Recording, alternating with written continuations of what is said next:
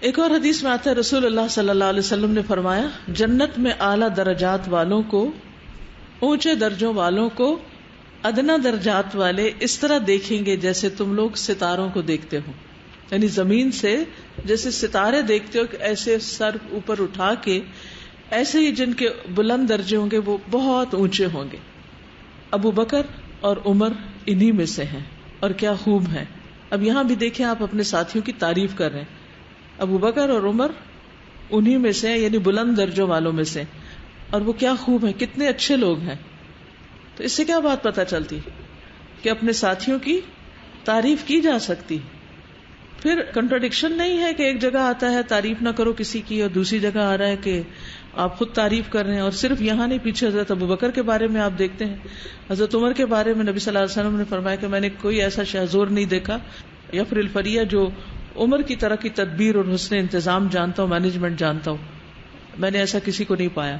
تو اب یہاں بھی آپ حضرت عمر کی تعریف کر رہے ہیں. بہت جگہ پر آپ لوگوں کے جو اچھے ٹریٹس ہیں ان کا ذکر کرتے ہیں.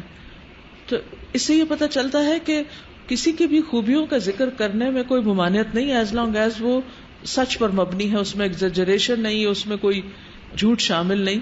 لیکن جو چیز منع ہے وہ یہ کہ کسی کے سامنے اس کے منہ پر اس کی خوشامد کرنا، بڑھا چڑھا کے کرنا، وہ جو نہیں ہے وہ بھی اس میں ذکر کر دینا. اس کا نقصان کیا ہوتا ہے کہ وہ شخص دھوکے میں مبتلا ہو جاتا ہے کہ میں تو بڑی چیز ہوں، حالانکہ وہ ویسا ہوتا نہیں.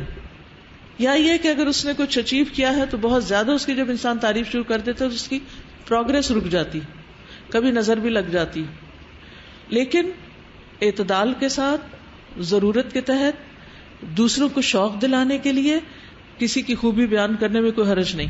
کیونکہ انسان کی ویکنس ہے کہ ایک ہی بات جب وہ ویسے پڑھتا ہے تو اس کا اثر کچھ اور ہوتا ہے، اور جب وہی چیز کسی کے کردار کے اندر شامل ہوتی ہے، کسی کو کرتے ہوئے دیکھتا ہے یا کسی کے بارے میں اس کی گواہی ہوتی ہے کہ وہ فلاں ایسا ہے، مثلا لوگ اس کی گواہی دیں، تو وہ چیز لوگوں کے دل پر ایک اور طرح سے اثر کرتی کہ اچھا ہم بھی ایسے ہو.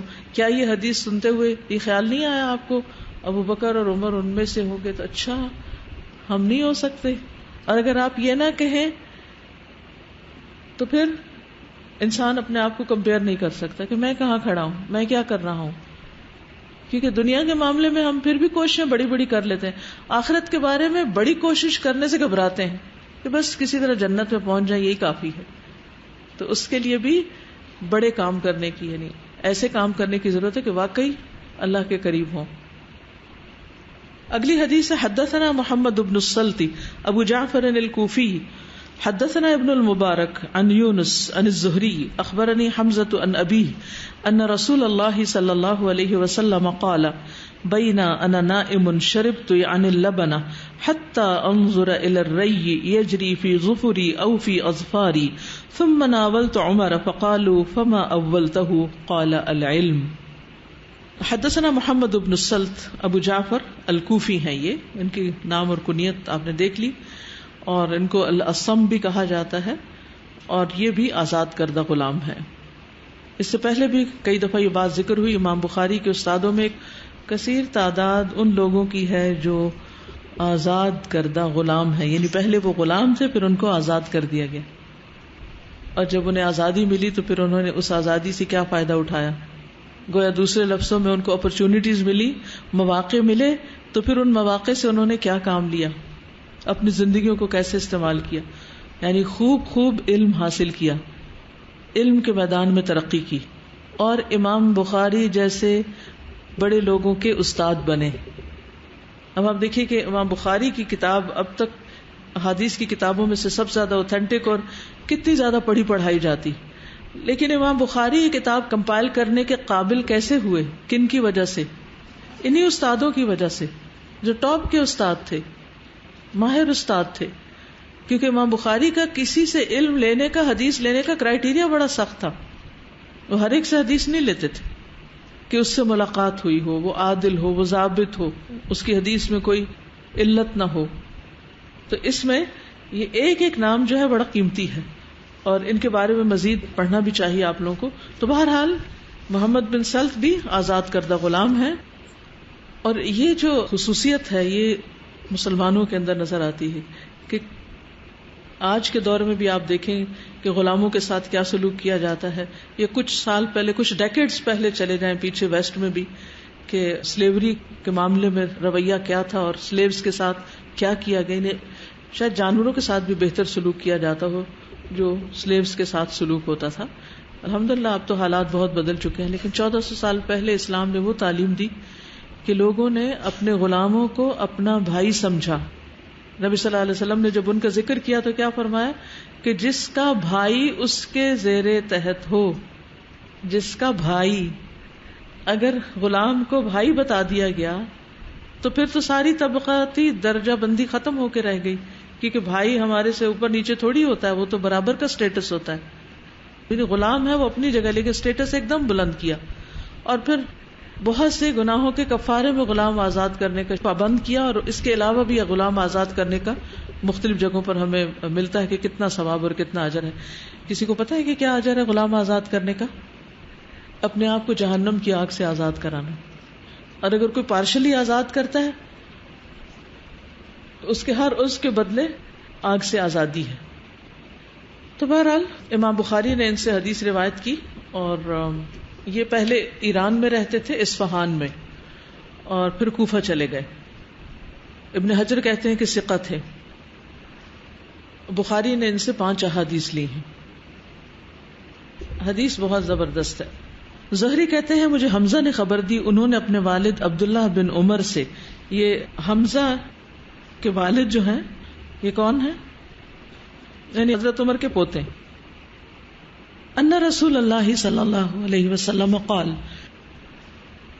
ان رسول اللہ صلی اللہ علیہ وسلم قال، کہ رسول اللہ صلی اللہ علیہ وسلم نے فرمایا، بینا انا نائم، اس دوران کہ میں سو رہا تھا، شربت، میں نے پیا، یعنی اللبن، دودھ، میں نے دودھ پیا. خواب میں آپ صلی اللہ علیہ وسلم دودھ پی رہے تھے. حتی انظر الی الری، یہاں تک کہ میں نے دیکھا تری کو، تر و تازگی کو، یجری فی ظفری، وہ چل رہی ہے میرے ناخنوں میں، ناخن میں، او فی اظفاری، یا میرے ناخنوں میں. ظفر اور اظفار واحد اور جمع، یعنی اس کا اثر میں نے اپنے ناخنوں تک میں دیکھا. ثم ناولت عمر، پھر میں نے وہ دودھ پی کر عمر کو دے دیا. فقالو، تو لوگوں نے پوچھا، فما اولتہ، تو آپ نے اس کی تعبیر کیا کی، اس کا مطلب کیا ہے؟ قال العلم، علم، کہ میں نے دودھ پی کر عمر کو دے دیا، گویا میں نے ان کو علم دیا. خواب اور ان کی تعبیر جو ہے یہ ایک علم ہے، اور اگر قرآن اور حدیث کا گہرائی سے مطالعہ کریں تو آپ کو بہت سی باتیں سمجھ آنے لگتی ہیں. اپنے خواب تو کم از کم خود آپ انٹرپریٹ کر سکتے ہیں.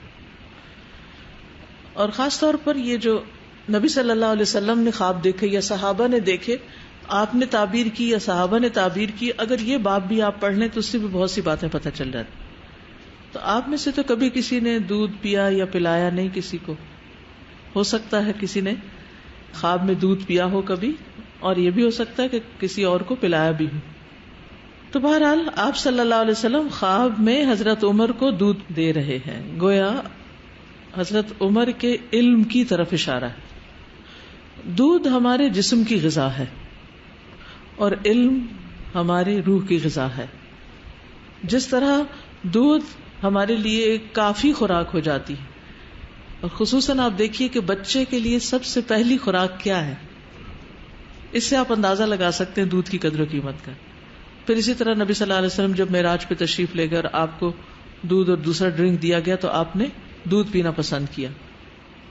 تو جس طرح دودھ کے بہت سے فائدے ہیں، اسی طرح علم کے بھی اپنے فائدے ہیں. اور اگر دیکھا جائے حضرت عمر کی پرسنالٹی کو تو حقیقت میں وہ علم کے بہت حریص تھے، علم کا انہیں بہت شوق تھا. عمر بن خطاب کہتے ہیں کہ میں اور میرا ایک انصاری پڑوسی بنو امیہ بن زید کے گاؤں میں رہا کرتے تھے. یہ مدینہ کا حال ہے، یعنی مکہ سے جب وہ چلے گئے مدینہ کی طرف تو وہاں پر جا کر بالکل مدینہ کے سینٹر میں نہیں رہتے تھے بلکہ تھوڑا دور رہتے تھے. یعنی جن کے یہ بھائی بنے تھے ان کے ساتھ باہر کے علاقے بنے تھے، جو مدینہ کی مشرق کی طرف ذرا بلندی کے مقام پر تھا. ہم رسول اللہ صلی اللہ علیہ وسلم کی خدمت میں باری باری جاتے تھے. ایک دن میرا انصاری بھائی جاتا تھا، ایک دن میں جاتا تھا.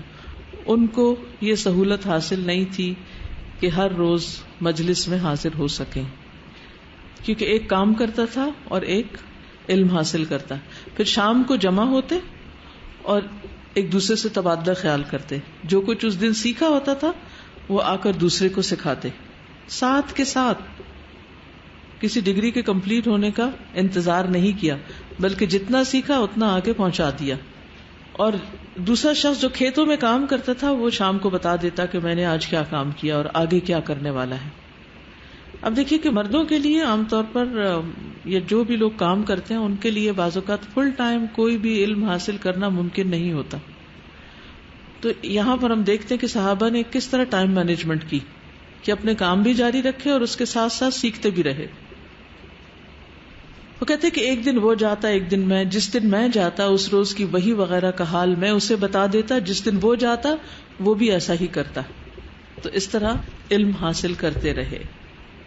کیا ہم بھی ایسے کرتے کہ اگر ہمارے آس پاس گھر میں کوئی بہن ہے، امی ہیں، دادی ہیں، ہمسائے ہیں، نیبرز ہیں، کوئی ایسے لوگ ہیں کہ جن کو بخاری پڑھنے کا موقع نہیں مل رہا، تو ہم کم از کم ایک حدیث ہی ان کے ساتھ شیئر کر لیں کہ ان کو بھی اس علم کا فیض پہنچے، ان تک بھی یہ دودھ پہنچے، ان تک بھی یہ خیر پہنچے. پھر اسی طرح عمر رضی اللہ عنہ صرف علم والے نہیں تھے، بلکہ اس علم کو انہوں نے پوری طرح انٹرنلائز کیا تھا اور اس کو سمجھا تھا اور بہت سے معاملات کو سمجھتے تھے. دیکھیے کہ علم وہ فائدہ دیتا ہے جو آپ کی شخصیت کا حصہ بن جائے، گدھے کا بوجھ نہ بنے، آپ کی شخصیت کا حصہ بنے، آپ کے اندر گہری بصیرت پیدا کرے. عمر رضی اللہ عنہ کہتے ہیں 3 باتوں میں نے اپنے رب سے موافقت کی. میں نے کہا تھا یا رسول اللہ اگر ہم مقام ابراہیم کو نماز پڑھنے کی جگہ بنا سکتے تو اچھا ہوتا. اس پر یہ آیت نازل ہو گئی وَاتَّخِذُوا مِن مَّقَامِ إِبْرَاهِيمَ مُصَلًّى، یعنی ان کے دل میں خیال آیا اور آیت نازل ہو گئی. دوسری آیت پردے کے بارے میں تھی. میں نے کہا کاش اے اللہ کے رسول آپ اپنی عورتوں کو پردے کا حکم دیتے، کیونکہ ان سے اچھے اور برے ہر طرح کے لوگ بات کرتے ہیں تو ان کو اچھا نہیں لگتا تھا. اس پر پردے کی آیت نازل ہو گئی. اور ایک مرتبہ نبی صلی اللہ علیہ وسلم کی بیویوں نے باہمی رشک و رقابت کی وجہ سے آپ کے خلاف کچھ اتفاق کیا، تو میں نے ان سے کہا عسى ربه ان طلقكن ان يبدله ازواجا خيرا منكن، تو یہ آیت نازل ہو گئی.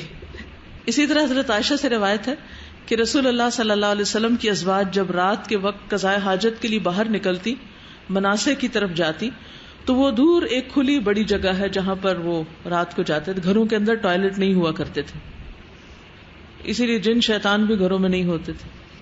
عمر بن خطاب رسول اللہ صلی اللہ علیہ وسلم سے عرض کرتے تھے کہ آپ اپنی ازواج کو پردہ کرائیں، تو رسول اللہ صلی اللہ علیہ وسلم کسی حکمت کی بنا پر ایسا نہیں کرتے تھے، کیونکہ جب تک اللہ کا حکم نہ آئے تو اس وقت تک وہ اپنی طرف سے کوئی پابندی نہیں لگانا چاہتے تھے.